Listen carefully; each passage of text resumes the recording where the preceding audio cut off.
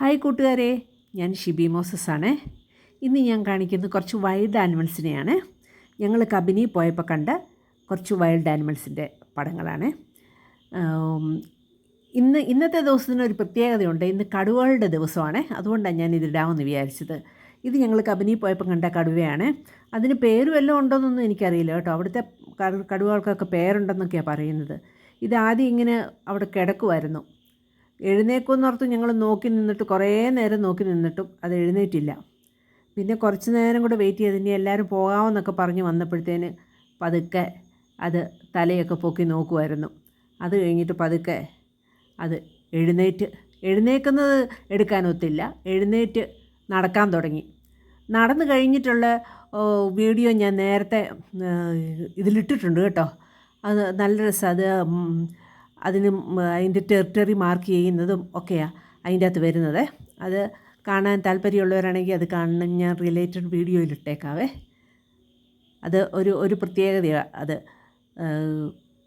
കബിനിയുടെ താരം എന്ന് പറഞ്ഞാണ് ഇട്ടിരിക്കുന്നത്.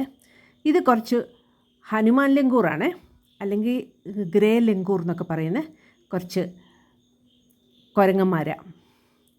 അതിങ്ങനെ ഒരു 3 എണ്ണം ഒരു മരത്തിൻ്റെ വേറെ കയറിയിരിക്കുമായിരുന്നേ.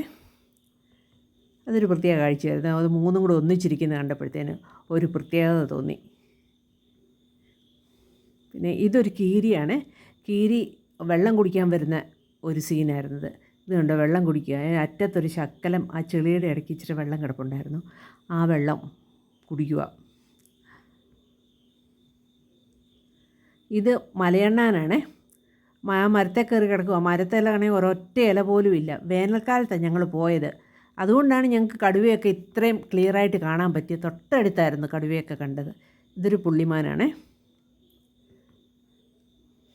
ഇതൊരു മ്ലാവ് താഴെയൊന്നും ഇലയില്ല. ആ മരത്തിൻ്റെ മേലോട്ട് തല പൊക്കി നിന്ന് ഇല പറിച്ച് തിന്നുമായിരുന്നു. ഇത് അതിൻ്റെ ഇടയ്ക്ക് ഒരു കുഞ്ഞാന നിൽപ്പുണ്ടായിരുന്നു. പക്ഷേ ആ ആനയെ കാണാൻ പറ്റിയില്ല. ഇത് അവിടുത്തെ ഒരു സ്ഥിരം കാണുന്ന ഒരു ആനയാണ് കേട്ടോ. ഓക്കെ.